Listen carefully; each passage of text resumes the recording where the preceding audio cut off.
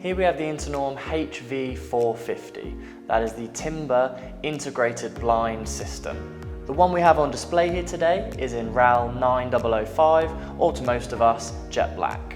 The HV450 on display here has the solar panel integrated blinds. That means that you don't need any physical cables to be plugged into the wall and that it can be solely charged by the sun.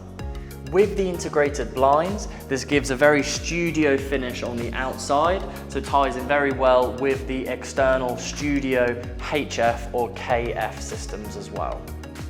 Here we've matched the internal with the external of this system, going for the jet black on the frame, jet black on the electronic blinds, and jet black on the handle as well. As you can see, we're able to provide the black to match on the inside, but can also do any RAL colour to suit. With the electronic integrated blinds, you can either have a physical remote or you can have the remote on the window as well. It also comes with an app that you can tie in with the system. As you'll notice here, there's multiple different channels that we can select. So if there is more than one window in the room, you can choose to control all the windows or just this singular window or any nearby windows as well. One of the benefits with the integrated blind details is that it's fully accessible should you need to recharge the blinds. As you'll see here, when I pop open the window, you can then open this tab, and then the fourth pane of glass removes.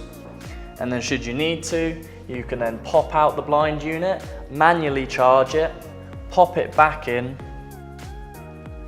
close up the outer layer, and then put these clips back in place. This is particularly helpful when you have the solar powered units. Although nothing should go wrong, it's always good to have that as a backup.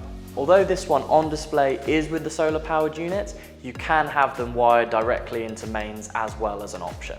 Internorm offer a range of blind options, ranging from your typical Venetian to some blackout options as well. If you go for an electronic blind option, these can also be tied into any home automation system, for example like the lock zone one that we have on display here.